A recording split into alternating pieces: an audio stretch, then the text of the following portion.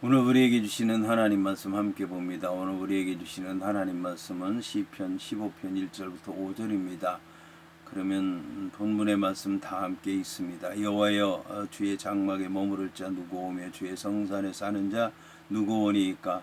정직하게 행하며 공의를 실천하며 그의 마음의 진실을 말하며 그의 혀로 남을 허물하지 아니하고 그의 이웃에게 악을 행하지 아니하며 그의 이웃을 비방하지 아니하며 그의 눈은 망령된 자를 멸시하며 여호와를 두려워하는 자들을 존대하며 그의 마음에 소원한 것은 해로울지라도 변하지 아니하며 이자를 받으려고 돈을 구워주지 아니하며 뇌물을 받고 무지한 자를 해하지 아니하는 자이니 이런 일을 행하는 자는 영원히 흔들리지 아니하리이다. 아멘. 오늘 말씀의 제목은 주의 장막에 주의 성산에 합당한 자입니다. 그러면 본문의 말씀을 통해 함께 은혜 나누도록 하겠습니다. 이에 본문의 말씀을 보게 되면 여호와여, 주의 장막에 유할 자 누구 오며 주의 성산에 거할 자 누구 오니까 라고 하는 말씀으로 시작을 하고 있습니다.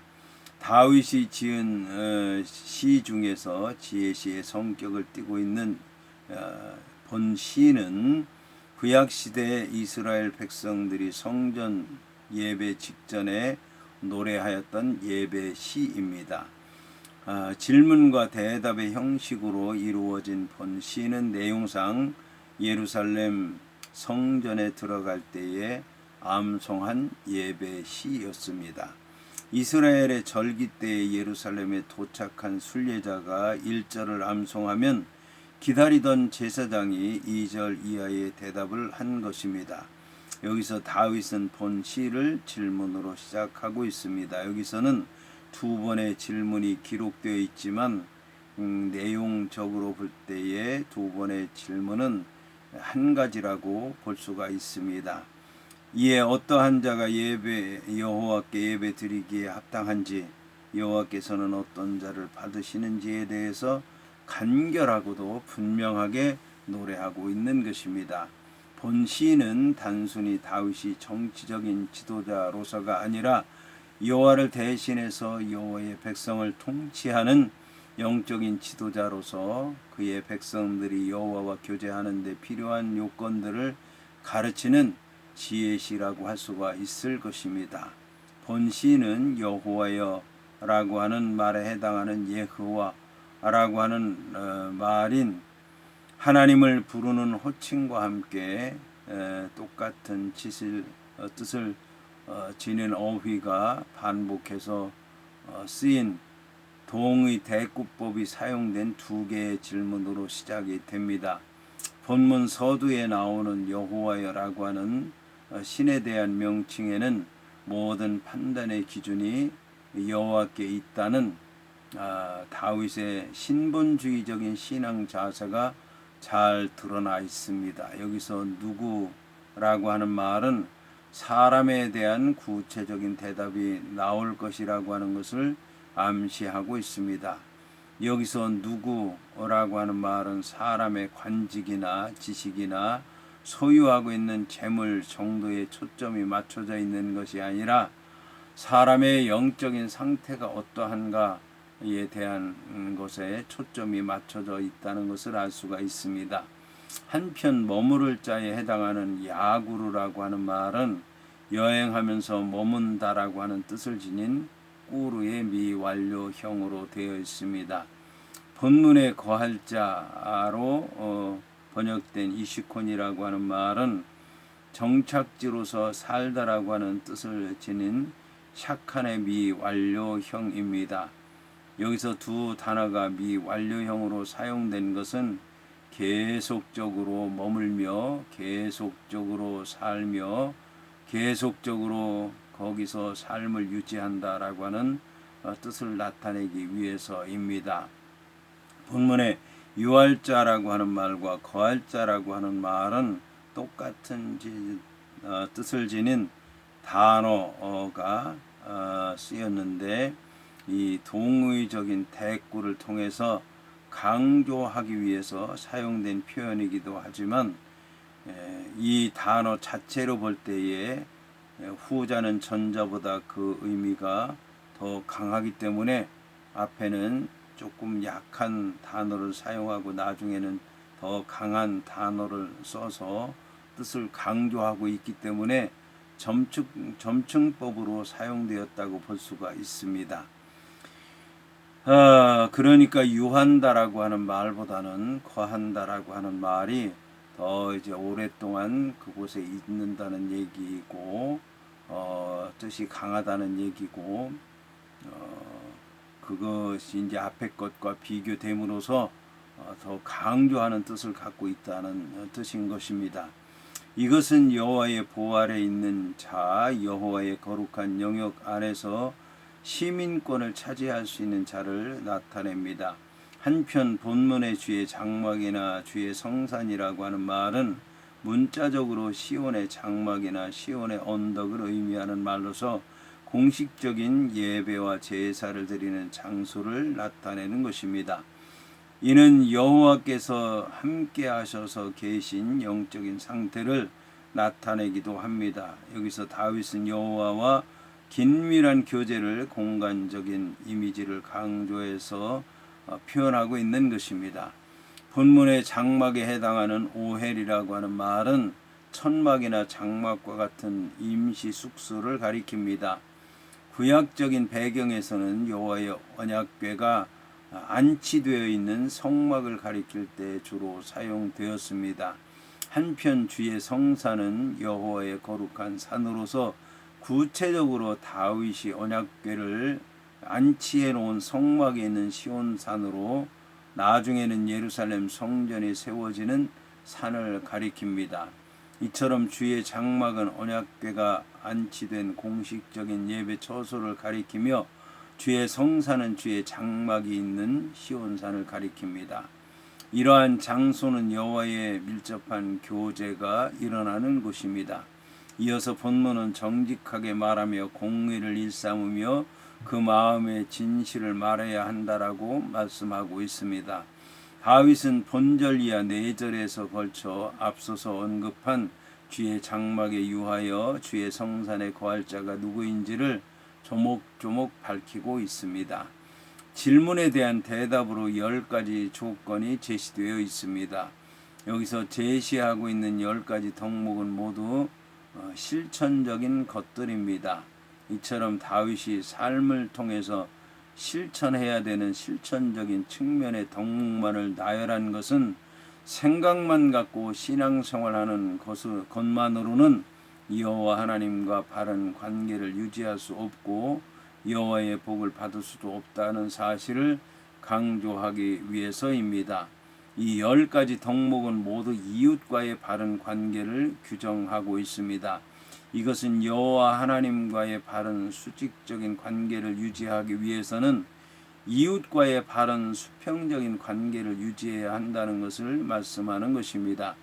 그리고 이러한 사실은 여호와 하나님과의 관계를 강조하면서 이웃과의 관계를 가볍게 여기는 사람들에게 스스로를 돌아보도록 하고 있습니다. 이 10가지 조건은 또다시 적극적인 측면과 소극적인 측면 모두를 포함하고 있습니다. 이 2가지 측면 모두는 매우 중요합니다. 왜냐하면 거룩하신 하나님 앞에 나아가기 위해서는 2가지 측면 모두가 충족되어야 하기 때문입니다. 그런데 이 조건이 본 시외에 다른 곳에서는 예배에 필요한 의식을 위해서 요구되어진 반면 본문에서는 예배자의 마음 상태에 관해서 말씀하고 있는 것입니다.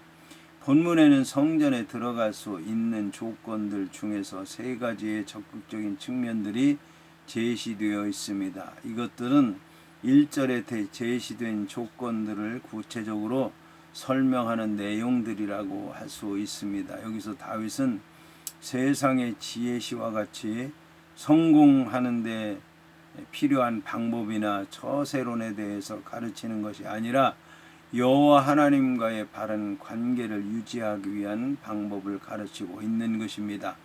그것도 외면적인 조건이 아니라 내면적인 자세를 조목조목 하나하나 가르친다고 하는 점에서 지혜시의 성격을 지니고 있다고 할 수 있습니다. 여기서 정직에 해당하는 히브리어 타밈이라고 하는 말은 흠이 없다, 완전하다는 뜻입니다. 이것은 물론 절대적인 완전함을 의지하지는 않습니다. 여호와의 기준에서 인간이 도달해야 할 도덕적인 수준을 의미하는 것입니다. 본문의 공의에 해당하는 히브리어 차디크라고 하는 말은 여호와 하나님과의 관계를 얘기하는 것이고, 여호와 하나님과의 관계에서는 여호와의 언약을 충실히 지키는 것을 의미하고, 이웃과의 관계에서는 도덕적인 규범을 준수하는 것을 의미합니다. 본문의 마음의 진실을 말한다라고 하는 말은 인간의 내면의 생각들, 다시 말해서 마음의 묵상에 관한 구절입니다. 여기서 진실에 해당하는 히브리 에메트라고 하는 말은 신뢰성이라고 하는 기본적인 의미를 가진 용어로서 본문에서는 믿을 만한 것, 신뢰할 만한 것으로 해석될 수 있고, 이 말에서 나오는 것이 바로 아멘입니다. 따라서 본문은 그 마음의 생각이 하나님과 사람들 앞에서 믿을 만하다 라고 하는 뜻으로 해석할 수 있습니다. 이상과 같이 살펴본 세 가지, 정직하게 말하는 것, 공의를 실천하는 것, 그의 마음의 진실을 말하는 것과 같은 적극적인 조건들은 한마디로 표현해서 하나님의 언약의 말씀에 일치하는 성품을 나타낸 것들이라고 할 수 있습니다. 이어서 본문에는 성전에 들어갈 수 있는 조건 중에서 소극적인 측면 세 가지가 제시되어 있습니다. 그의 혀로 남을 허물하지 않는 것, 그의 이웃에게 악을 행하지 않는 것, 그의 이웃을 비방하지 아니하는 것입니다. 본문에 그의 혀로 남을 허물하지 아니한다라고 하는 말은 문자적으로 그의 혀로 다니지 아니한다는 뜻입니다. 본문에 허물하다라고 하는 뜻은 히브리어로 라갈이라고 하는 말인데, 본래 발이라고 하는 의미의 어원에서 유래한 동사로서 걸어서 간다, 탐지한다는 뜻을 지니고 있습니다. 그러나 본문에서는 사람의 발이 다니는 게 아니라 사람의 혀가 다닌다라고 하는 뜻으로 쓰였습니다. 이것은 남에 대한 해로운 소문을 여기저기 다니면서 사람들에게 퍼뜨리거나 남이 알지 못하는 상황에서 남을 헐뜯고 비방하는 것을 나타내는 것입니다. 따라서 이 말은 틀림없이 다른 사람을 중상모략하기 위해서 그 혀를 놀려대는 것을 의미합니다. 그 마음의 생각이 믿을 만한 의인은 결코 남을 비방하거나 중상하지 않습니다. 한편 중상모략으로 다른 사람을 해하는 행위는 사단이 즐겨 취하는 방법입니다. 그러므로 그런 행위를 즐겨하는 자들은 사단의 악에 동참하는 자로서 여호와와 함께 거할 수 없는 것입니다.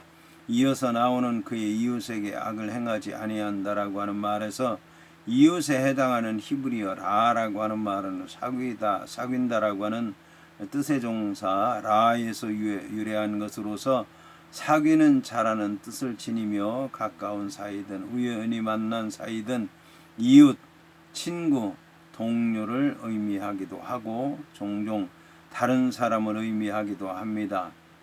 이런 이웃이나 친구는 평소에 서로 도움을 주고 받는 가까운 사이입니다. 그런데 그러한 대상을 향해서 사악한 짓을 행하는 것은 시인의를 배반하는 것과 다름이 없는 것입니다. 따라서 그런 자는 주의 거룩한 장막에 거하지 못하고 주의 거룩한 산에 거하지 못한다는 것을 의미하는 것입니다.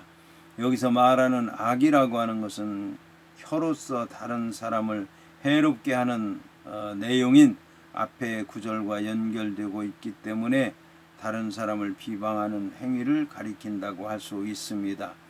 이어서 나오는 그의 이웃을 비방하지 아니한다라고 하는 말은 이웃을 해하기 위해서 거짓 증거하지 않는 것을 의미합니다.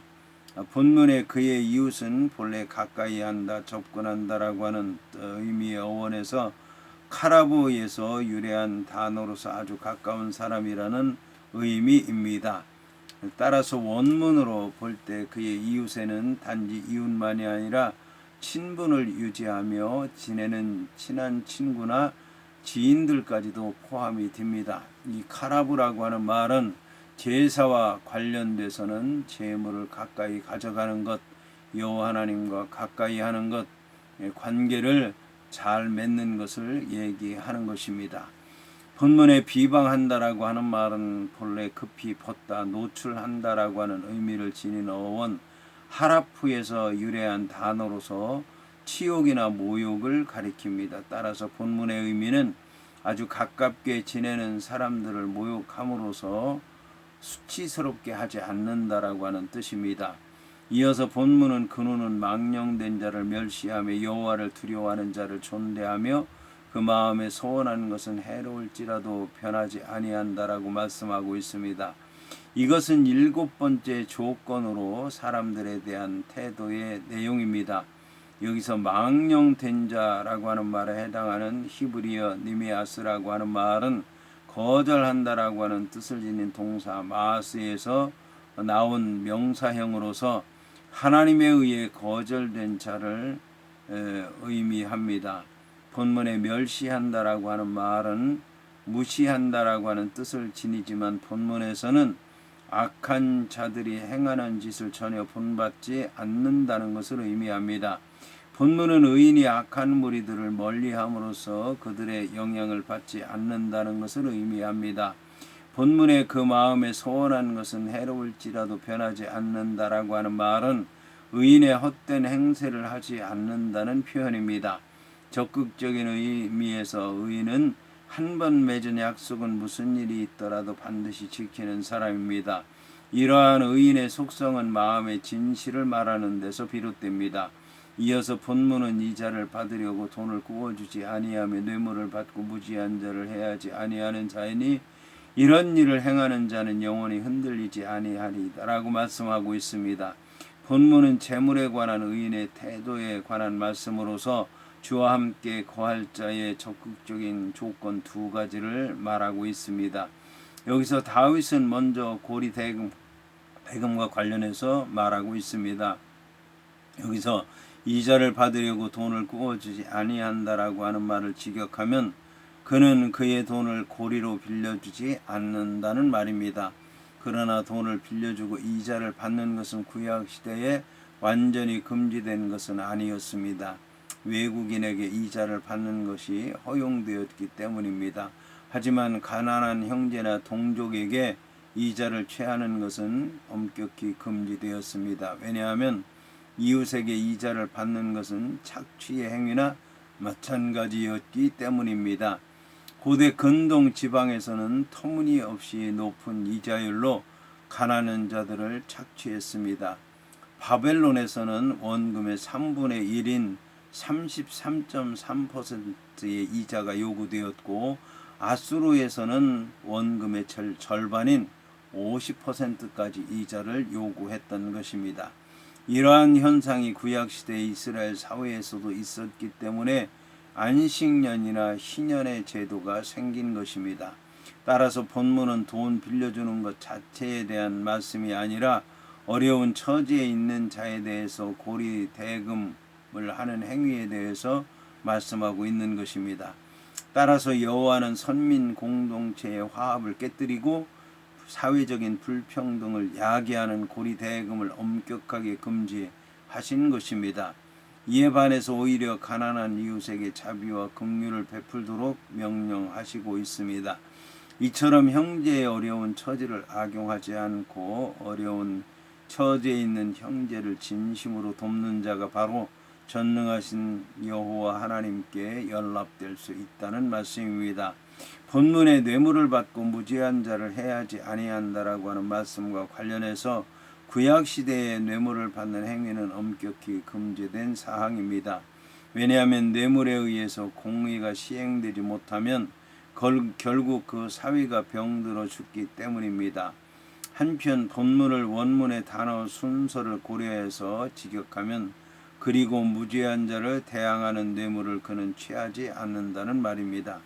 따라서 본문은 단지 무죄한 자를 해치기 위한 목적에서 오가는 뇌물만이 아니라 무지한 자에게 불이익을 가하기 위한 목적에서 오가는 모든 종류의 뇌물에 대해서 말씀하고 있는 것입니다. 이처럼 원문의 의미가 한글 개역개정 성경의 의미보다 더 포괄적인 것입니다. 뇌물은 뇌물을 받는 사람의 판단력을 흐리게 해서 부당하고 왜곡된 결정을 하게 합니다. 그 결과 뇌물은 사회의 정의를 무너뜨리고 정직하고 돈 없는 자들을 고통과 한탄 속에 빠뜨립니다. 본문은 이런 일을 행하는 자는 영원히 흔들리지 아니한다라고 말씀하고 있습니다. 본문의 이런 일이란 위에서 언급한 10가지 조건을 의미합니다. 지금까지 살펴본 대로 이것은 삶 전체로서 여호와 하나님을 섬기는 것을 의미하는 것입니다. 하나님의 언약의 말씀대로 사는 매일매일의 삶을 의미하는 것입니다. 여호와 하나님은 이러한 자들에게 영원히 흔들리지 아니하리라고 약속하고 있습니다. 그렇다면 이 약속의 진정한 의미에 대해서 살펴볼 필요가 있을 것입니다. 이것은 단순히 일반적인 의미로 복을 받는다거나 재앙을 당할 때에 도움을 받게 될 것이라고 하는 뜻을 나타내는 것이 아닙니다. 우리는 본문의 약속의 의미를 본시 전체 내용 안에서 파악할 필요가 있습니다. 1절에서 주의 장막에서 누구 오며 누구 오니까 라고 하는 질문이 주어졌고, 이 질문에 대해서 2절부터 5절까지의 말씀에서 대답이 주어졌습니다. 따라서 본문은 이 질문에 대한 최종적인 결론이자 답변이라고 할 수 있습니다. 이렇게 볼 때 본문의 약속은 영원히 주의 장막에 거하리라고 하는 뜻으로 해석할 수 있습니다. 이와 함께 흔들리지 아니하리이다라고 하는 말씀은 여호와 하나님을 영원한 반석으로 비유한 데서 비롯된 표현으로 생각할 수 있습니다. 그렇다면 의인들은 주의 장막에 들어가서 반석이 되시는 여호와 하나님 앞에 영원토록 거하게 되고, 이런 의미에서 이 세상이 완전히 멸망할지라도 이 사람들은 결코 흔들리지 아니할 것이다 라고 하는 뜻인 것입니다.